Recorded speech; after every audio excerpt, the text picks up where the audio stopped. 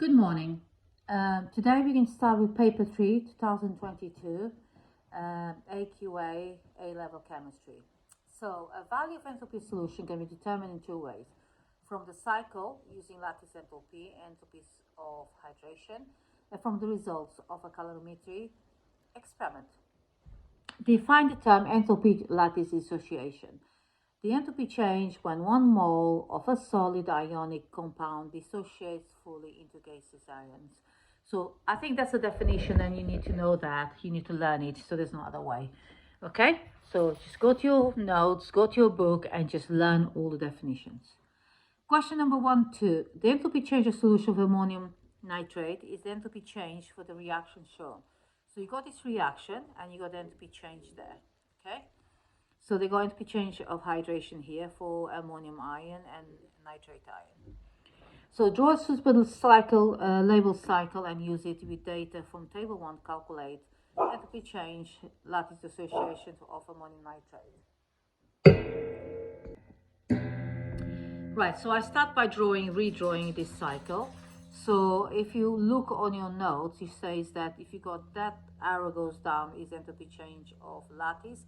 This arrow is enthalpy change of solution, and this is arrow for enthalpy change of hydration of both of them. So you can have a square or you can have like that. So you start by draw the arrows. Second thing you do, you need to make sure that all the arrows in the same direction are joined together. You add them together. So that and that you add together because they both go in the same direction like that. Okay? And that one just goes this direction, so clockwise, anti-clockwise. Is this correct? Yeah, anti-clockwise and clockwise. All right? So you add that plus that will give you that. So that's why I did. Enthalpy change of solution equals to lattice enthalpy hydration of ammonium plus hydration of NO3 minus. Okay, then you just put the figures in there, plus 26 plus 307, which comes from here. But because you put the values in there and they go to the left-hand side, you have to change the signs. And that ends up being lattice enthalpy. So what I did, I took those two values, I moved to the other side, changed the signs and kept that there, that comes from plus 26 enthalpy change of solution. So then if you sort it out the calculation, it'll give you lattice enthalpy of 647 kilojoules per mole minus 1. Okay? Question 1.3. You have to read the question before you can answer. That's why I always read the question. So a student does an experiment to determine the value of the enthalpy change solution for ammonium nitrate. The student uses this method. So when you read the method, you should know how it works, okay? So measure 25 centimeters distilled water in a measuring cylinder. Pour the water into the beaker. Record the temperature of the water in the beaker. Add 4 grams of solid sodium nitrate to the water in the beaker. Stir the solution. Record the lowest temperature reached. So that's a normal experiment you do in your classes, okay? So it's part of your experiments that you do that. So you should know, you should recognize this experiment in more detail actually. So the given initial temperature is this, final temperature is this. So when you have something like that, it's always about Q mc delta T. So you start with the formula Q mc delta T. Okay, I've done this before, so you can look at my other YouTubes what does this mean. And then you always put delta H, whatever you're working out. It's always Q in joules, kilojoules divided by moles. So if you start like that, then you can see where the unknowns are. So because you have 25 centimeters of water, so you can add them there, times specific heat capacity, times the difference of temperature, which is 8. So that gives you Q 836 joules. If you divide that by 1,000, it ends up being Q equals to 0.836 kilojoules. So you got Q in kilojoules now. So now you need to work out the moles. So it doesn't matter which order you do. You can do whatever order you want. So moles, you got 4 grams, okay? And your molar mass of that, the molar mass of your ammonium nitrate is 80 if you add them together. So you go 4 divided by 80 gives 0.05 moles.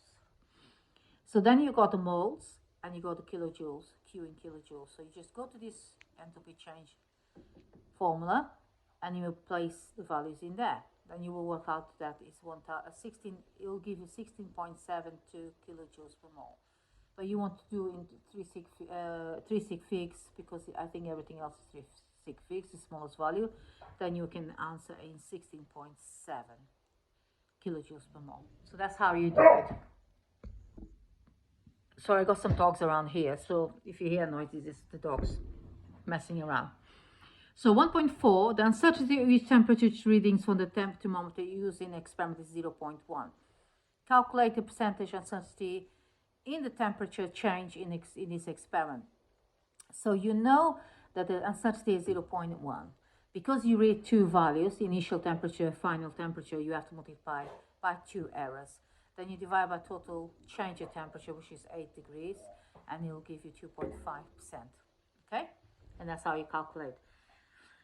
Right, 1.5. Suggest a change of students' methods using the same apparatus that would reduce the percentage of uncertainty in the temperature change. Give a reason for your answer. So the change, use a larger amount of NH4NO3. This is one of the ways you can do. Use a bigger amount. The bigger the amount, the less the error. So temperature change is greater. Okay? So another student obtained a value of plus 15 kilojoules per mole using the same method. Suggest the main reason for the difference between the experiment value for the enthalpy of solution, the correct value for that. So there's incomplete dissolving, you know? So if there's one of the conditions could be you have an incomplete dissolving happening. Therefore, you only get that temperature change. Question 1.7. Table 3 shows some entropy data at 298 Kelvin.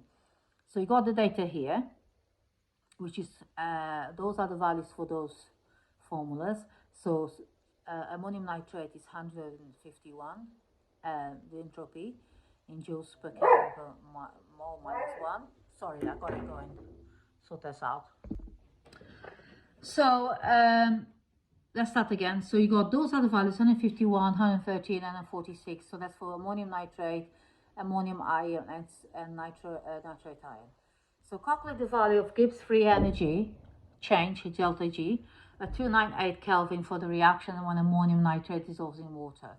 So this is your equation. This is your delta H given. So you need to make sure always that you got all the values there.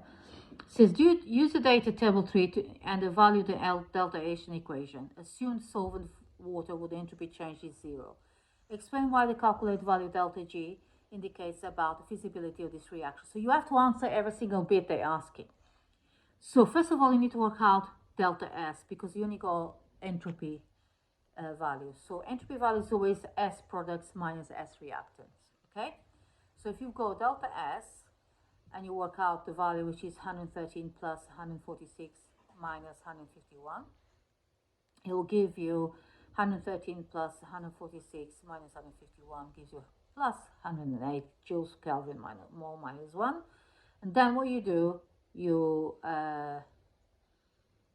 because you go in joules, you can change that to kilojoules because I want everything in the same unit.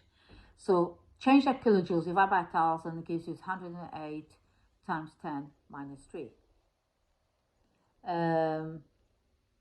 You can use different ways of showing, but that's fine. Okay, so if you start the formula, the equation that you need to know by heart, so they don't give you that equation. Delta G equals to delta H minus T delta S. So it's like that. So delta G equals to plus 26, that you got it from there. Okay, delta H minus temperature, which is 298 Kelvin. Temperature is always has to be in Kelvin, and delta S is 108 times 10 minus 3. Okay, so delta G is going to be plus 26 minus 32.184, and delta G gives you minus 6.184. So the answer to delta G is minus 6.18. I'm doing 3 sig figs because that's what I see that. Okay, explanation, reaction is feasible, so you're answering to that because as the delta G is negative, less than 0 or equal to 0, okay? So therefore, when it's less than 0, is a feasible reaction. When it's higher than 0, when it's positive, is not feasible. So that's how you know that a reaction is feasible or not feasible. Question 1.8 is the last question in question number 1. It's quite a long question. Says entropy change for this reaction is plus 144 joules per Kelvin mole minus 1 mole minus 1. So that's your equation. That's your delta H here. It says the entropy change delta S for this reaction is this. So we got entropy change. Calculate the temperature at which this reaction becomes feasible. Because when delta G is 0, that's when you becomes that's the minimum temperature. That when delta G is 0, you can work out what's the minimum temperature. Okay, so delta G equals this is the equation here. So you make delta G equals to 0. So then you rearrange the equation, will give you that. Some students will just memorize. Temperature equals delta H divided by delta S.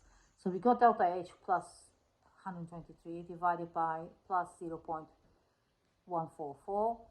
It will give you temperature as 854.2 Kelvin.